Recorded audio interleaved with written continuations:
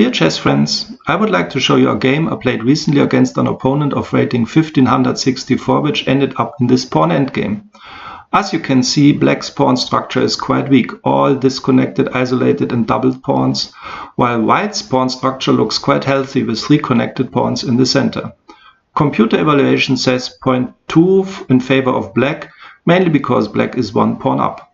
So what are the main ideas for black? Obviously, promoting this passed pawn to a queen could be one idea, and actually that's the main idea of this endgame.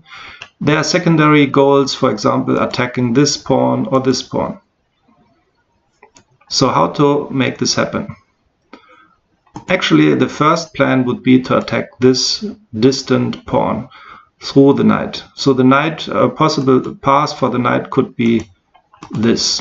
In order to make this happen, and in particular this field, we need to bring the king here. So that's the first part. This king is also moving over to the queen side, probably eventually trying to attack this distant and passed pawn.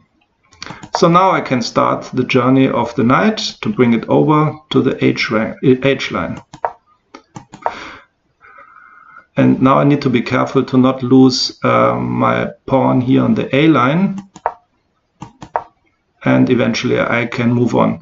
And probably now white realized that this is going to become dangerous, and in order to prevent this, he basically moved his pawn to H5. So now we need to look for an alternate path for the knight. And obviously the attack needs to start from this field, this square, and a possible way could be something like this. So we start our journey. Going back, white is just doing some waiting moves while we have a clear plan and moving towards the pawn on the H line. And actually now the pawn is under attack, and there's only one way to prevent the capture, and that is to bring the bishop to D1. Obviously E8 does not work. And with this, our first goal is accomplished. Our first goal, as you remember, was to bring the bishop away from the square A4. Right, okay, so mission accomplished, or let's say the first part of the mission is accomplished. Now the second part of the mission would be to attack, for example, this pawn. So, and obviously we need to continue to protect our pawn, the passed pawn here. So we can bring the knight back, because now there's no risk of the bishop moving back. And now white attacks this pawn. And it's not that easy actually to save that pawn, because the only piece that could protect would be the king moving here, but then this pawn would fall. So what to do? And there's only one move. It's basically jumping with the knight here. And now I bring the king over to protect this pawn, to free my knight for other duties, namely to attack this pawn. Waiting moves on white side, and now it's interesting, this move was possible despite the fact that the pawn is under attack, but now black is attacking the bishop, so white cannot take the passed pawn, or could, but then probably the game would be lost because of the loss of the bishop. So now I can go here and quickly protect the passed pawn here.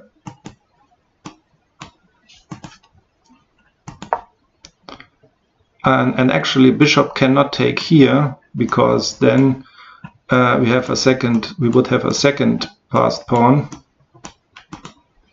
and it would be too much to deal with for white.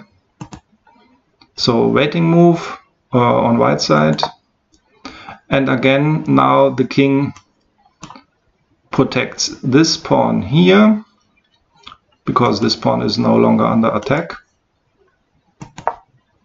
And actually now Let's go one move back, and actually now the pawn is on the preferred square on c4 attacking e3. And as you can see, e3 cannot be defended because it's on a black square and the bishop is a white squared bishop, so no way for white to prevent this capture. So the only option white has would be to attack now either this pawn or this pawn. Luckily for me, white chose the worse option because the white bishop went to h3. If he had gone to g2, it would have been much better for white, but the end result would be the same. And you will quickly see why. So now we can finally capture this pawn on e3, and white cannot capture the pawn on f5, but it also could not have taken this pawn because both of them are protected through this central knight, even if white would have been on this field. The benefit of this field of g2 though is that white would have continued to have some good moves with his bishop, because on the square he is now, there are not a lot of good moves for the bishop.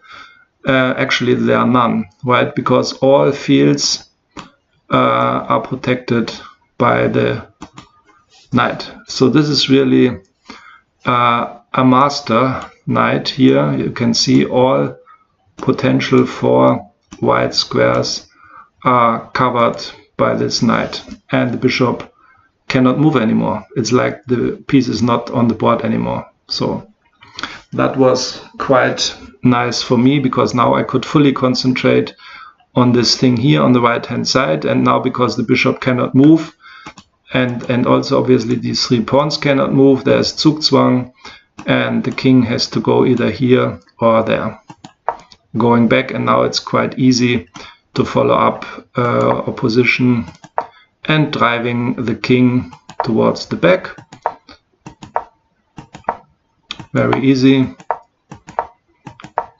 And actually here there could be an interesting theme.